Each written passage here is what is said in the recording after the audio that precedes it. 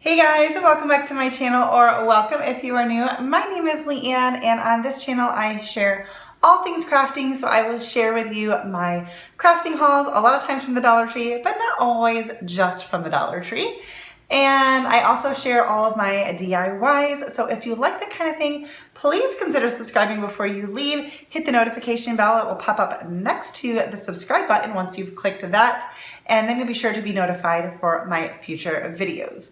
This channel here is fairly new. I have another channel where I used to put my DIYs, but I separated them onto this channel. So now I'm kind of starting over with subscribers. So I would love it if you join my little YouTube family over here on this channel. And if you like this video, give it a thumbs up. If you don't, give it a thumbs down. Either way, it still helps me out. And say hello in the comments. Before we get started, I just wanted to let you know that this video is part of the Try It Tuesday challenge, which is hosted by Sammy from Unicorn Dust Designs, and her co-host for this month is Christy Creates DIY. I'm fairly new to Christy's channel, but she definitely has some great content, and I have been watching Sammy for quite some time, so make sure you check out both of their channels. I will have them listed in the description box below, along with a playlist for all of the other creators who have made lots of different DIYs that they have been inspired by other creators to make. So let's get into the first DIY, and I'll let you know where I got my inspiration from as we go. So this first DIY, I'm starting with this little box. It actually had a sign on the top. I think it was a farmhouse something, but this was from the Dollar Tree. I took it apart and it started painting it a while back for an attempt at another DIY, which I just ended up not liking it, and it's just been laying around in this condition for a very long time. So we are now going to paint this with Waverly chalk paint in the color Plaster, and we're going to go in a totally different direction than what I had originally planned for this DIY. This one is inspired from Sammy from Unicorn Dust Designs, the host of this challenge. And this was from a video she did for DIYs using Dollar Tree calendars. So we are going to be doing that. Right now, while I let that paint dry, I am gluing together 3 Jenga blocks. And I'm using some wood glue. I didn't use hot glue, which would have given it a quicker set. You can do that as well. So I just wrapped it with some painter's tape to hold it together while it dried, and then I moved on to the other steps. But you could also just use hot glue if you wanted to get that glued together quickly. I would definitely check out this video that Sammy did, because there are lots of ideas to use the calendars that you can pick up from Dollar Tree or really anywhere. They make great art for your DIYs, and this one in particular uses the back of the calendar, so it's kind of like bonus usage. So back to mine here, I thought the gray that I had previously painted for the other intended project was a little too much. I didn't really like the colors, so I'm going over it with the plaster. Started doing a little bit of a dry brush, then I went a little bit heavier. Guys, if you're new here, sometimes I don't know exactly what I'm doing till I get going. I have an idea when I get started, but we're just going to keep going with it till I get the colors that I want. And in the end, I was ultimately very happy with it. So I've got my Jenga blocks. I'm just painting the edges. Neither of the large sides need to be painted. I'm just painting all of the edges using the plaster so that this will just blend in a little bit. And then I have these 2 paints from, I think I just picked them up at Walmart, like 50 cents a piece. And I am just going in and using the same paintbrush that has a little bit of the plaster still on it. And I'm going to just kind of dry brush this a little bit. And as you'll see, I just kind of get a little bit heavier and lighter. Just, I don't know. I go back and forth until I get the overall look that I'm going with. And I was doing this to match the picture from the calendar I'm using. So, of course, do what works for you. Do what goes with your decor. Do what goes with the picture you're using. As you can see, I went quite heavy with this on the sides in the end. Covered up most of the dark gray, just a little bit of it peeking through. Like I said, I have another channel, Simply Enjoying Life, that I used to share my DIYs on. So in addition to the videos you're going to see on this channel, Simply Enjoying Crafting, feel free to check out my other channel. I've got lots and lots of DIYs over there. I just thought it'd be better for YouTube's sake to separate the content. I didn't want to, but YouTube made me do it. So I cut out just the mini calendar square from the back, and I'm just gluing this on to this the Jenga blocks. Sammy, well, she did many projects with these calendar pieces, so like I said, check it out. Sorry for this weird look that's happening on the screen there. I don't know what happened, but oh well. But she ended up making actually magnets out of these in addition to all of her other projects, so I thought that was really great. So I am just using a sanding block after I put some Mod Podge on just to get the edges off.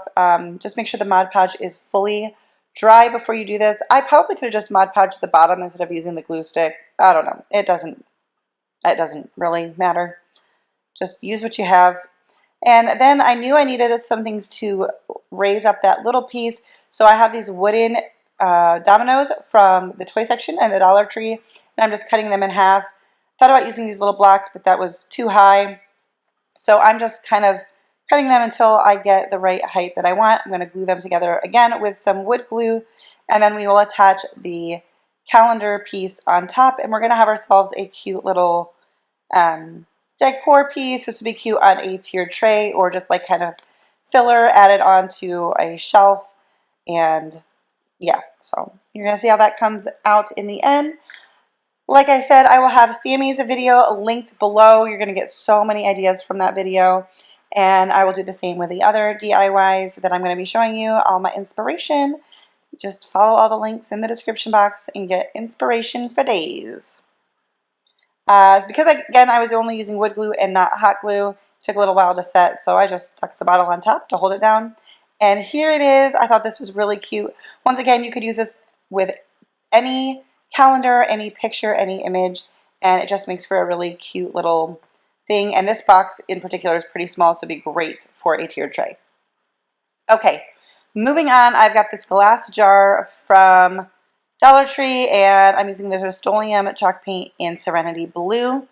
Now, this inspiration came from Teresa B DIY, and I will have her video linked below. I did try to find the jar that she had actually used, and I've seen it before, but of course, now that I want it, I couldn't find it. But I actually already had this jar, and I use it in my guest bathroom to hold Q-tips, so I thought, you know what, let's just use this. And it's going to be different, but again, when we're doing these Try It Tuesday challenge, it's not about replicating someone else's. Sometimes I replicate, sometimes it's really more just the inspiration. So she used a very, very beautiful texture jar from Dollar Tree and then sanded some of it off so you could see through it because she used hers as a candle holder. So mine's a little different. We're going to do a couple coats of this Serenity Blue. I've been using this color paint on some accent themes for my guest bedroom, so I thought it'd go well for our guest bathroom. And I'm just going to put a few coats on until it is fully covered. Just let it dry fully. Otherwise, especially with glass, it will just peel off as you apply the next coat. So just let it thoroughly dry. And I am doing the lid because of the purpose that I'm using the jar for. I did need the lid. And then we're going to dry brush. This is a brush I picked up from the Dollar Tree. And yeah, I'm just going to dry brush. Now this helps bring out the texture. It would be really, really pretty on that other jar that Teresa used. But if I can find that other jar, I still may do another DIY and use it also in the guest bathroom. But for now, I had this one on hand already. And I am trying to actually decorate my guest bathroom. I'm very slow at decorating my home, and I'm trying to make some progress on it. So I thought this will be really cute. Now I am adding some Mod Podge on just to keep the paint from chipping. I feel like it helps prevent it from chipping. I do want to try to get some of that dishwasher safe Mod Podge. Not that I'm planning to Mod Podge things probably that I would ever put in the dishwasher, but I feel like it would be really good for like moisture, like in the bathroom, or just to wipe things down and clean it. So someday maybe I'll find that. But for now, I'm just using the regular Mod Podge, and it does help keep the paint from chipping off of things, especially things like glass. I feel like the paint can chip pretty well. So we're going to get that all sealed in really good. And then we are going to add some small little embellishments. All of the tags that I had on hand from the Dollar Tree were just too big for this jar. But I had this hole punch, heart punch that I've had for many years ago. I think I bought it to make decorations for a friend's baby shower like 10 years ago or something. I don't know. So I just used some paper I had on hand, and I have this tiny little hole punch in my supplies. Pulled out one of the white metallic markers from Dollar Tree and just wrote on it cotton swabs. We're going to put some twine in there, feed that through, wrap that around the jar a few times and tie a knot, and then tie a cute little bow. And then I filled it with cotton swabs, and this will go on the counter in my guest bathroom, and I thought it was really cute. I did want to put a label on it because obviously people might not know that there's anything in there if it was just sitting on the counter. But yeah, I love how this came out really cute, and we'll add a nice little touch of color in my guest bathroom. All right, so for this last DIY, I have this gather sign that I picked up a while ago. And then I have a long wooden dowel, and I'm using a wood piece that I have lying around. But I wanted to show you, you could make a little platform out of those pallets from the Dollar Tree, and you could use Jenga blocks instead of a dowel. Just use what you have on hand. I'm taking, what is this stuff called? It's from the Dollar Tree. Fill holes with it. Yeah. Using that because of the piece I have has holes in it. That piece is for my IKEA nightstands. There was some pieces that we didn't want to use for the inside, and I've been using them in DIYs, and that's my last one.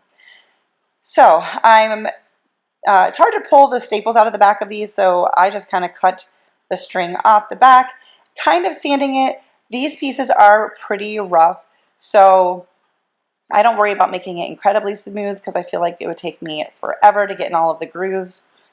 But we got it smoothed down. We are going to paint this with White Waverly chalk paint. And I like to use those little clear cutting mats that I have it on. That's from the Dollar Tree. And I love it when I'm working on paint projects because I can just kind of pick up the mat and move that out of the way and move on to another project without touching the item. So that's why I have that. But let me tell you where my inspiration came from. It came from Kelly Barlow Creations, and she did a few things with these word signs. Hers is definitely different. She used some thick jute cord or jute twine, whatever, on them. But I've had this gather sign. I have another one still, but I've had them forever and just wasn't sure what I wanted to do with them. I didn't want to just paint them and hang them on the wall. I don't know. I needed some inspiration, and I got some from Kelly. So you can check out her video as well. And I'm just trying to get in all of the grooves. You want to make sure every side and angle is covered. And I'm using a foam brush, which does eventually get a little bit beat up, especially because the edges are rough. But, you know, foam brushes don't last forever anyway. And I am going to do the front and back of this just so that it looks finished if anyone were to see the back. Although where I plan on using it, it won't be seen, but it could if I put it somewhere else. For that little hole on the gather, I just kind of pushed some paint in there with a paintbrush, and then I'm using the end of another paintbrush to swirl it around so that it's not gobbed up, but then I made sure the whole inside was covered.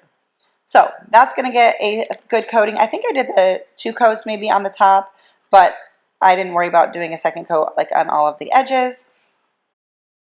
And now we're going to get to our base. So I am just going to use some wood glue.